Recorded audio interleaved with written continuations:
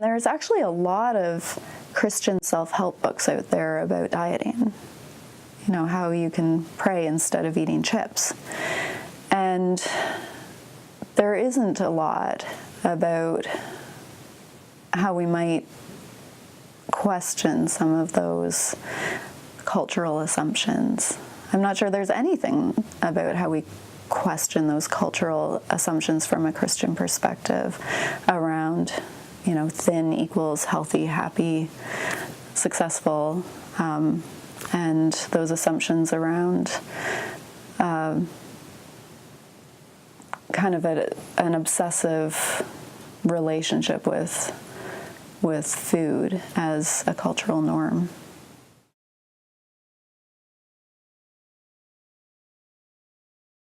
What I don't hear in any of those conversations trying to sort out our relationship with food, I don't hear anybody just naming the basic truth that eating is an active relationship. That's not a spiritual statement. That is a physical statement. Every time we put food into our mouths, we're taking life from outside of ourselves into our own bodies so that we can live.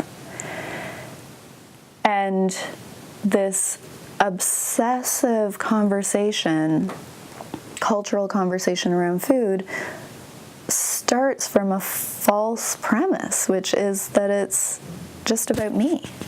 It's just about the individual. But food isn't an individual thing. Eating is not an individual activity. And I just, in my heart of hearts, I believe that if we can recalibrate that conversation that we're having all over the place and start from that premise that eating is an active relationship. So how do we eat in ways that honor and build good and healthy relationships between people and between us and the world around us? I think that would really, really change that conversation in a very healthy way and in a way that might bring some more joy.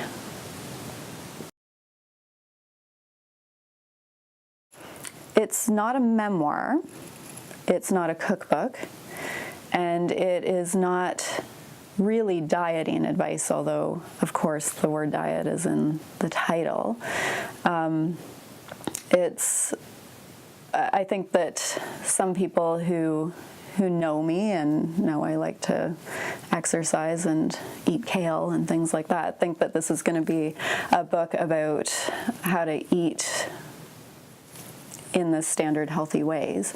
And it's not about that. It's about how to eat in ways that connect us to one another and honor the relationship that we have with the world around us. And it's my hunch and it's my experience that when we do that, we actually feel more healthy too.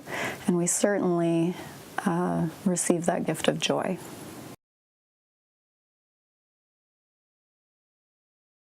My children show up a number of times in the book, starting with the experience of nursing both of the children, and just having this visceral experience of human hunger and how it's hardwired into us and how it is so connected to love.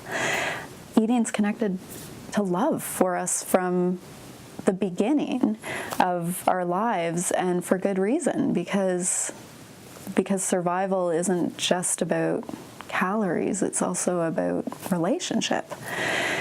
And then I think too, watching them grow up and being so aware of how much those negative messages around body image and dieting and food impacted me as a child and impacted me growing up. I just felt this tremendous responsibility to try and counteract some of those messages that I know that they're receiving all the time, with some different messages about food and body.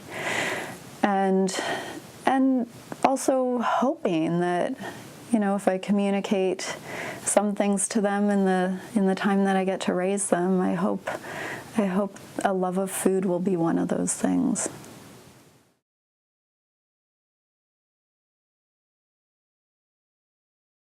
Some of my earliest readers of the manuscript were men, and they tended to be the most enthusiastic about seeing it go forward toward publication, because they really could very much embrace the core message. I think it's a real falsehood that dieting and body issues are a female problem. It just doesn't stack with my experience. I think it transcends gender. I think it transcends generations. I see across age categories and gender categories that this is a pretty common problem that we're trying to sort through. For anybody who has longed to be a published writer, you think that that will just be the pinnacle of achievement and success and affirmation and joy to have a book published. And it is those things. I also feel very naked. I feel very vulnerable. I feel very protective of this third child. I want other people to love this child and see in it the things I see in it, and